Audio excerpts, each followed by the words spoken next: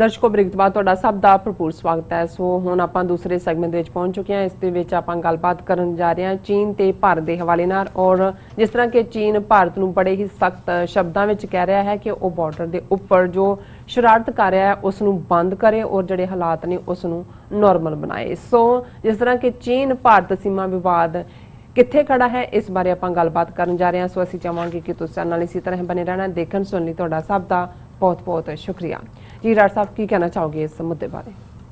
देखो जिन्नियां भी खबरां बॉर्डर के हवाले नाल आ रही हैं चाइना और इंडिया दे जी, और बिजनेस वाइज भी आ रही हैं कि किवें चाइना वालों पाबंदियां दा सिलसिला हुण शुरू होया। पहलां तो इन्हां ने तां टिकटॉक और दूसरियां चीज़ां दे नाल ये दस्सिया कि भी असीं बैन कर रहे हैं, और चाइना ने जिहड़ियां ने कुछ इन्हां नूं खास सहूलतां दित्तियां होईयां सी, खास तौर पे ऑप्टिक फाइबर के मामले उहदे भी उन्होंने एक्सट्रा टैरिफ लाई है। और जदों डिप्लोमैट हुण जिहड़े डिप्लोमैट हुंदे ने खास तौर पे मुल्कां दे विच बैठे हुए जिहड़े जिवें भारत दे चीन च ने जां चीन दे भारत च ने, वो बहुत वार एग्रैसिव स्टांस नहीं लैंदे जां बहुत वार वो कूल डाउन लाइन ही रखते हैं। पर क्योंकि भारत वालों रिपीटडली जिहड़ी है प्रोवोकेशन जारी है और इसकी पॉसिबिलिटी है कि ज्यों ज्यों अमेरिकन इलैक्शनस भी नवंबर के नेड़े आ रही हैं, नवंबर नेड़े आ रहे उन्होंने भी ये लगता है कि भी ये चाइना फैक्टर इनू जिन्हों कहते हैं कि बॉयलिंग पॉट रखना चाहिए। और यही कारण है, हालांकि जिवें असीं कल पहले सैगमेंट कमला हैरिस जिहड़ी वाइस प्रेजिडेंट पिक है जो बाइडन की, उन्होंने गल करते हैं कहा सी कि भी किवें इफैक्ट करेगा भी भारत च एक पासा कच्छां वजाण वाला एक पासा चीकां मारन वाला है। और मैं देख रहा सी उन्होंने इंडिया टुडे दूजे तीजे बड़े कोई नवदीप सूरी कोई एक्सपर्ट जर्नलिस्ट कड्डे ने, उन्होंने इंडिया नूं वार्न किया कि एवें ना कही जाओ कि जी अद्धी इंडियन है वो माँ उहदी दूजी है, तुहानूं ये महंगा पेगा भी पता नहीं किधर नूं गल जानी। और ज़ाहिर है कश्मीर की गल भी हो रही है, और खास तौर पर उहदा सिविल लिबर्टीज़ के हवाले नाल जिहड़ी उहदी पोजीशन है कि जो भारत दे विच चल रहा है वो तो कान कर रहे हैं। और इहदे च असीं हालां वो केस भी लभ लिया जिहड़ा कि असीं सिख हवाले नाल गल कीती सी कि एज ए अटर्नी जनरल जिहड़ी कैलीफोर्निया दे इन्हें बैक कीता सी प्रिजन रूल्स नूं जिहदे थल्ले दाड़ी जां पग बन के सर्व नहीं सी कीता जा सकदा। और बहाना यह है कि मास्क जिहड़ी है वो फिट नहीं हुंदी जे कोई जिहड़ा स्प्रे कीता जांदा है चिली जां दूजा जां गैस पार्ट हुंदा है। हालांकि जे अमेरिकन फौज तो वध के कोई कैलीफोर्निया दी या कोई प्रिजन गार्ड्स का रोल तो नहीं है, जे अमेरिकन फौज दे विच ये मास्क वाला इशू हल करके सिखां नूं अपने सिखी स्वरूप सर्व करन दी इजाजत है तो वो केस दी डिटेल्स भी मैं डिस्कस करांगा अज दे प्रोग्राम च नहीं। पर वो सारी कल जदों मैं जिक्र किया सी तो मैं कहा सी कि मैनूं इन्ना कि मेरी यादाश्त है कि ऐसा कुछ होया सी, लेकिन वो काफ़ी जिहड़ा तफसील दे नाल मैं उस दे उत्ते गल करांगा। सो एक पासे इस किस्म की अनसर्टनटी भारत दे विच बनी हुई है। मोदी बिल्कुल जिहड़ा जिन्हों इन्हां ने रामचंद्र का ही अवतार बना दिता। 5 अगस्त नूं जिहड़ा वड्डा महंत जिन्हें इनू ब्लैसिंग भी दिती और वो सारा जिहड़ा मंदिर बनना उहदा महंत उन्होंने भी कोविड-19 हो गया, वो भी पुट्ठा पिया है। फिर जिहड़ा इन्हां दा प्रणब मुखर्जी प्रेजिडेंट जिहड़ा इंडिया की किचन कैबिनेट का हिस्सा सी इंदिरा गांधी की, जो दरबार साहब ते हमला होया वो भी वेंटिलेटर ते आ गया है प्रणब मुखर्जी जिन्हां ने। सो कुल मिला के विदिन भी उन्हां दे जिहड़े सारे ईवल किस्म के लोग ने, चलो असीं ये तो नहीं कहते भी ये तो कुदरत नूं पता किहनूं की है, लेकिन ये कई बारी ये लैसन भी हुंदे ने कि भी तुसीं की हालात क्रिएट कर रहे हैं और डरो रब तो, खौफ करो रब का कि भाई तुसी की हो। लेकिन जिहड़ा असी देखते हैं कि भी इन्हां दा चीन प्रति, और एक गल जिहड़ी मैं अजे इनू पूरी रिसर्च तक नहीं मैं कह सकदा, जदों असी ये कहते रहे भी ऐसी मोदी दी की कमजोरी है कि भी वो चीन उहदे मूँह नहीं निकलदा, अमित शाह दे नहीं निकलदा। एक सोर्स मैं किते देखिया कि जिहड़ियां EVM मशीनां ने ਜਿਹੜੀਆਂ ਵੋਟਾਂ ਦੇ ਲਈ 2014 ਚ ਵਰਤੀਆਂ ਗਈਆਂ ਜਾਂ ਉਹ ਵੀ ਚੀਨ ਦੀਆਂ ਬਣੀਆਂ ਹੋਈਆਂ। ਹੁਣ ਮਤਲਬ ਇਫ ਦਿਸ ਇਜ਼ ਟਰੂ ਫਿਰ ਤਾਂ ਇਹੀ ਹੈ ਜਿਵੇਂ ਜੇ ਰਸ਼ੀਅਨ ਪ੍ਰੈਜ਼ੀਡੈਂਟ ਵਲਾਦੀਮੀਰ ਕੀ ਹੈ ਮਿਸਟਰ ਪੁਤਿਨ, ਵਲਾਦੀਮੀਰ ਪੁਤਿਨ ਉਹਦਾ ਨਾਂ ਹੈ, ਉਹਦੇ ਤੇ ਲੱਗਦਾ ਹੈ ਕਿ ਭਾਈ ਉਹਨੇ ਕਿਵੇਂ ਇਨਫੋਰਮੇਸ਼ਨ ਪ੍ਰੋਵਾਈਡ ਕੀਤੀ, ਹੈਕ ਕੀਤਾ ਸੀ, ਜਾਂ ਹੁਣ ਈਵਨ ਟਰੰਪ ਕਹਿ ਰਿਹਾ ਕਿ ਚੀਨ ਔਰ ਰੂਸ ਇੰਟਰਫੀਅਰ ਕਰ ਰਹੇ ਨੇ, ਤੇ ਜੇ ਮਸ਼ੀਨਾਂ ਹੀ EVM ਆਈਆਂ ਫਿਰ ਤਾਂ ਮੋਦੀ ਨੂੰ ਪਤਾ ਹੋਣਾ ਵੀ ਮੈਨੂੰ ਕਿਵੇਂ ਜਿਤਾਇਆ ਇਹਨਾਂ ਮਸ਼ੀਨਾਂ ਰਾਹੀਂ। ਫਿਰ ਤਾਂ ਚੀਨ ਦੇ ਕੋਲ ਐਸੀ ਕੋਈ ਕੁੰਡੀ ਹੈ, ਉਹ ਉਹਨਾਂ ਨੂੰ ਅੰਦਰ ਵਾੜ ਕੇ ਕਹਿੰਦਾ ਹੋਣਾ ਫਿਰ ਬਤਾਉਂ ਬਤਾਉਂ, ਉਹ ਵੀ ਕਹਿੰਦਾ ਹੋਣਾ ਪਰਦੇ ਮੇ ਰਹਿਣੇ ਦੋ।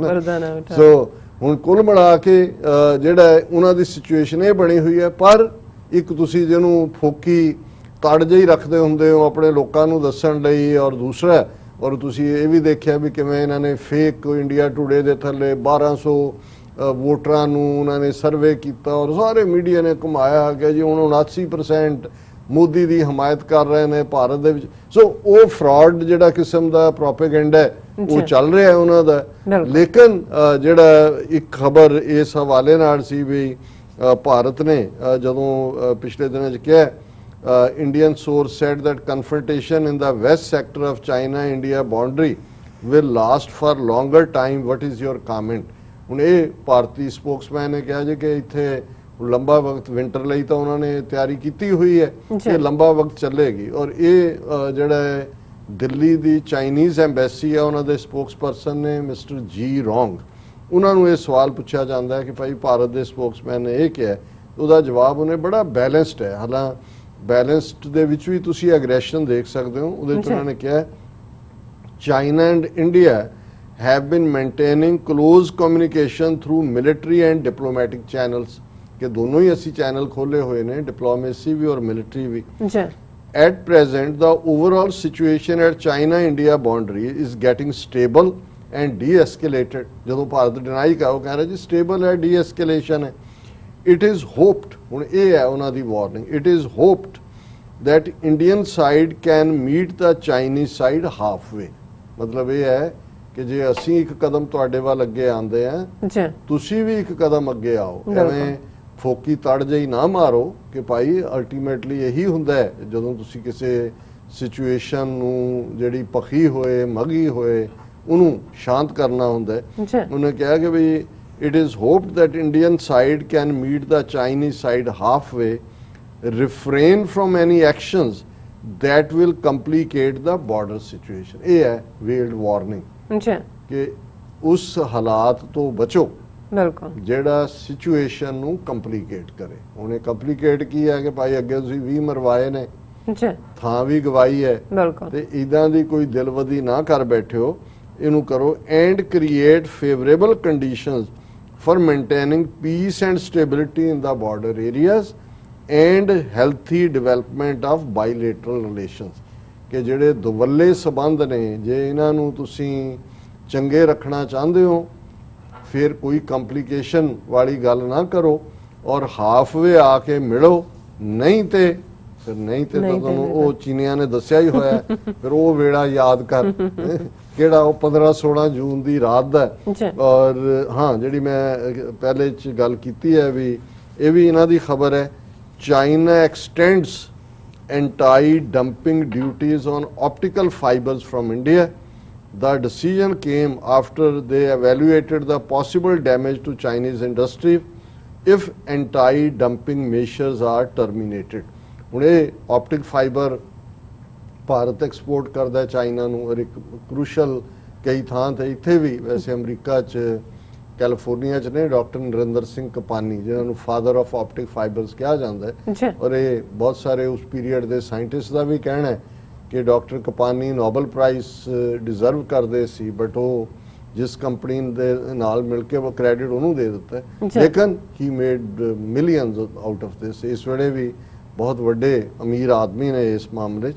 ਔਰ ਇਹ ਜਿਹੜਾ ਕਿਉਂਕਿ ਆਪਟਿਕ ਫਾਈਬਰ ਜਿਹੜਾ ਹੈ ਫਿਰ ਅਦਰਵਾਈਜ਼ ਸਮੁੰਦਰ ਦੇ ਵਿੱਚ ਜਿਹੜਾ ਸਾਰਾ ਸਿਸਟਮ ਸੀ ਕਮਿਊਨੀਕੇਸ਼ਨ ਦਾ, ਜਾਂ ਅੱਜ ਤਾਂ ਹਰ ਟੈਕਨੋਲੋਜੀ ਦੇ ਵਿੱਚ ਆਪਟਿਕ ਫਾਈਬਰ ਦਾ ਰੋਲ ਹੈ। ਔਰ ਚਾਈਨੀਜ਼ ਕਮਰਸ ਮਿਨਿਸਟਰੀ ਨੇ ਕਿਹਾ ਕਿ ਵੀ ਅਸੀਂ ਇੱਕ ਫੈਸਲਾ ਫਰਾਈਡੇ ਤੋਂ ਲਾਗੂ ਕੀਤਾ ਹੈ ਜਿਹੜਾ 5 ਸਾਲ ਰਹੇਗਾ with punitive tariffs ranging from 7.4% and 30.6% depending on specific Indian manufacturers, official media had reported। So ਇਹ ਤਾਂ ਅਜੇ ਤੱਕ ਟਿਕਟੌਕ ਤੇ ਦੂਜਾ ਤੀਜਾ ਕਰਕੇ ਸਮਝ ਰਹੇ ਸੀ ਕਿ ਵੀ ਇਹ ਅਸੀਂ ਕਰ ਰਹੇ। ਔਰ ਚਾਈਨਾ ਨੇ ਇਹ ਨਹੀਂ ਹੈ ਵੀ ਕਸ਼ਮੀਰ ਦੇ ਮੁੱਦੇ ਤੇ ਵੀ ਜਿਵੇਂ ਉਹਨਾਂ ਨੇ 5 ਅਗਸਤ ਵੇਲੇ ਇਹਨੂੰ ਹਾਲਾਂਕਿ ਬਹੁਤਾ ਰਿਪੋਰਟ ਨਹੀਂ ਕੀਤਾ, ਇੰਡੀਅਨ ਮੀਡੀਆ ਨੇ ਕਿਹਾ ਜੀ ਕਿ ਉਹ ਮਿੰਟਸ ਨਹੀਂ ਲਏ। ਈਵਨ ਜਿਹੜੀ ਹੈ ਯੂਨਾਈਟਿਡ ਨੇਸ਼ਨ ਸਿਕਿਉਰਿਟੀ ਕਾਉਂਸਲ ਦੀ ਕਲੋਜ਼ ਡੋਰ ਮੀਟਿੰਗ ਇਹਦੇ ਤੇ ਹੋਈ ਹੈ, ਪਰ ਕਿਉਂਕਿ ਉਹ ਰਿਕਾਰਡ ਤੇ ਨਹੀਂ ਹੁੰਦੇ, ਬਿਆਨ ਨਹੀਂ ਦਿੱਤੇ ਜਾਂਦੇ। ਔਰ ਕਸ਼ਮੀਰ ਇਸ਼ੂ ਨੂੰ ਚਾਈਨਾ ਵੀ ਹੁਣ ਹਾਈਲਾਈਟ ਕਰ ਰਿਹਾ, ਔਰ ਇਹਦਾ ਇੱਕ ਸਬੂਤ ਹੈ ਅੱਜ ਇੰਡੀਆ ਨੇ ਪ੍ਰੋਟੈਸਟ ਕੀਤਾ ਚਾਈਨਾ ਨੂੰ ਕਿ ਵੀ ਜਿਹੜੀ ਉਹਨਾਂ ਦੀ ਕਮਿਊਨਿਸਟ ਪਾਰਟੀ ਦੀ ਦਾ ਸਪੋਕਸਪਰਸਨ ਹੈ ਅਖਬਾਰ ਦੇ ਤੌਰ ਤੇ, ਜਿਹੜਾ ਗਲੋਬਲ ਟਾਈਮਸ, ਉਹਨਾਂ ਨੇ ਆਪਣੇ 7 ਅਗਸਤ ਦੇ ਇਸ਼ੂ ਦੇ ਵਿੱਚ ਪਾਕਿਸਤਾਨ ਦੇ ਜਿਹੜੇ ਐਂਬੈਸਡਰ ਨੇ ਚਾਈਨਾ ਦੇ ਵਿੱਚ, ਐਂਬੈਸਡਰ ਹੱਕ ਉਹਨਾਂ ਦਾ ਨਾਂ ਹੈ, ਉਹਨਾਂ ਨੇ ਜਿਹੜਾ ਇੱਕ ਆਰਟੀਕਲ ਲਿਖਿਆ ਡੀਟੇਲ ਦੇ ਵਿੱਚ ਵੀ ਕਸ਼ਮੀਰ 'ਚ ਭਾਰਤ ਨੇ ਕੀ ਪੂਰਾ ਨਾਂ ਉਹਨਾਂ ਦਾ ਮੋਇਨੋ ਹੱਕ ਹੈ, ਉਹਨਾਂ ਨੇ ਇਹ ਕਿ ਇੰਡੀਅਨ ਹਕੂਮਤ ਨੇ ਕਿਵੇਂ ਆਈਨੀ ਗੁੰਡਾਗਰਦੀ ਕੀਤੀ ਹੈ ਕਸ਼ਮੀਰੀਆਂ ਦੇ ਉੱਤੇ, ਕੀ ਜ਼ੁਲਮ ਹੋ ਰਹੇ ਨੇ। ਔਰ ਦੂਸਰਾ, ਔਰ ਇੰਡੀਅਨ ਗਵਰਨਮੈਂਟ ਨੇ ਆਪਣਾ ਵਰਜ਼ਨ ਉਹਨਾਂ ਨੂੰ ਭੇਜਿਆ ਗਲੋਬਲ ਟਾਈਮਸ ਨੂੰ, ਜਿਹੜਾ ਉਹਨਾਂ ਨੇ ਨਹੀਂ ਛਾਪਿਆ। ਇਸ ਦੇ ਉੱਤੇ ਵੀ ਅੱਜ ਇੰਡੀਅਨ ਗਵਰਨਮੈਂਟ ਨੇ ਅਫੀਸ਼ੀਅਲ ਪ੍ਰੋਟੈਸਟ ਕੀਤਾ ਹੈ। India rejects lies and half truths on J&K penned by Pak envoy to China. Chinese state-run paper refuses to carry Indian embassy's response. ਉਹਨੇ ਇੰਡੀਆ ਨੇ ਕਿਹਾ ਜੀ ਕਿ ਇਹ ਲਾਈਜ਼ ਨੇ, ਹਾਫ ਟਰੂਥਸ ਨੇ। ਚਲੋ ਜੇ ਹਾਫ ਟਰੂਥ ਹੈ, ਅੱਧੀ ਸੱਚਾਈ ਤੁਸੀਂ ਦੱਸ ਦਿਓ ਕਿਹੜੀ ਹੈ, ਉੱਥੇ ਜਾ ਲੈਣ ਦਿਓ, ਇੰਟਰਨੈਸ਼ਨਲ ਰੈੱਡ ਕਰਾਸ ਨੂੰ ਜਾਣ ਦਿਓ, ਇੰਟਰਨੈਸ਼ਨਲ ਆਬਜ਼ਰਵਰਸ ਨੂੰ ਜਾਣ ਦਿਓ। ਕਸ਼ਮੀਰਵਾਦੀ ਤੁਸੀਂ ਕਿਉਂ ਰੋਕੇ ਉਹਨਾਂ ਨੂੰ, ਜਿਹੜਾ ਬਾਕੀਆਂ ਨੂੰ ਬੈਨ ਕੀਤਾ ਹੋਇਆ? ਤੁਸੀਂ ਆਪਣੇ ਉਹ ਟਾਊਟ ਜੇ ਕਿਸਮ ਦੇ ਜਿਹੜਾ ਨੈਟਵਰਕ ਬਣਾਇਆ ਜੀ, ਐਮਪੀ ਚਲੇ ਗਏ, ਯੂਰਪੀਅਨ ਫਲਾਣੇ ਚਲੇ ਗਏ, ਔਰ ਜਿਨ੍ਹਾਂ ਨੇ ਜਾਣਾ ਚਾਹਿਆ ਉਹਨਾਂ ਨੂੰ ਤੁਸੀਂ ਉੱਥੋਂ ਬਾਹਰ ਕੱਢਿਆ। ਈਵਨ ਜਿਹੜੀ ਵਿਦਨ ਕੰਟਰੀ ਵੀ ਜਿਹੜੀਆਂ ਕੁਝ ਤਨਜ਼ੀਮਾਂ ਹਿਊਮਨ ਰਾਈਟਸ ਤੇ ਉਹਨਾਂ ਨੂੰ ਉੱਥੇ ਨਹੀਂ ਜਾਣ ਦਿੱਤਾ ਗਿਆ। ਔਰ ਇਹ ਉਹਨਾਂ ਨੇ ਪਾਕਿਸਤਾਨ ਨੂੰ ਦੋਸ਼ ਦਿੱਤਾ ਹੈ ਕਿ ਜੀ ਉਹ ਟੈਰਰਿਜ਼ਮ ਕਰ ਰਿਹਾ ਜਾਂ ਦੂਜਾ ਕਰ ਰਿਹਾ। ਪਰ ਮੈਂ ਸਮਝਦਾ ਹਾਂ ਕਿ ਵੀ ਇਹ ਵੀ ਮੈਸੇਜ ਦਿੰਦਾ ਹੈ ਕਿ ਗਲੋਬਲ ਟਾਈਮਸ ਉਹੀ ਕੁਝ ਛਪਦਾ ਹੈ ਜੋ ਉਹਨਾਂ ਦੀ ਸਰਕਾਰੀ ਪਾਲਿਸੀ ਹੁੰਦੀ ਹੈ। ਔਰ ਭਾਰਤ ਜਿਹੜਾ ਇਸ ਸਾਰੇ ਤੋਂ ਜਿਹੜਾ ਉਹ ਕਾਫੀ ਬੌਂਦਲਿਆ ਹੋਇਆ, ਔਰ ਨਾਲ ਦੀ ਨਾਲ ਉਹ ਇਹ ਕਹਿ ਰਹੇ ਨੇ ਜੀ no progress made in India China major general level talks, all eyes now on diplomatic parlance. So ਇੱਕ ਪਾਸੇ ਡਿਪਲੋਮੈਟਸ ਅਸੀਂ ਦੇਖ ਲਿਆ ਕਿ ਚਾਈਨੀਜ਼ ਜਿਹੜੀ ਸਪੋਕਸਪਰਸਨ ਹੈ ਦਿੱਲੀ 'ਚ ਬੈਠਾ, ਉਹਨੇ ਵੀ ਵਾਰਨ ਕਰ ਦਿੱਤੇ, ਕਿਉਂਕਿ ਇਸ ਤੋਂ ਪਹਿਲਾਂ ਜਿਹੜੇ ਇਹਨਾਂ ਦਾ 7ਵਾਂ 8ਵਾਂ ਸੈਸ਼ਨ, ਉਹ ਵੀ ਚਾਈਨਾ ਨੇ ਹਮੇਸ਼ਾ ਚਾਈਨਾ ਦਾ ਮੇਜਰ ਜਨਰਲ ਹੁੰਦਾ, ਇਹਨਾਂ ਦਾ ਲੈਫਟੀਨੈਂਟ ਜਨਰਲ ਹੁੰਦਾ, ਉਹ ਵੀ ਫੇਲ ਹੈ। ਸੋ ਕੁੱਲ ਮਿਲਾ ਕੇ ਅਸੀਂ ਸਮਝਦੇ ਹਾਂ ਵੀ ਇਹ ਸਿਚੁਏਸ਼ਨ ਜਿਹੜੀ ਹੈ ਉਹ ਨਾਰਮਲ ਤਾਂ ਦੂਰ ਦੀ ਗੱਲ, ਉੱਥੇ ਬਿਲਕੁਲ ਉਹ ਹੌਟ ਪੋਟੇਟੋ ਹੀ ਹੈ ਉਹ ਸਾਰੀ ਸਿਚੁਏਸ਼ਨ ਦਾ। ਉਹ ਕਿਹੜੇ ਪਾਸੇ ਨੂੰ ਜਿਹੜਾ ਉਹ ਆਲੂ ਜਿਹੜਾ ਉਹ ਜਾਏਗਾ।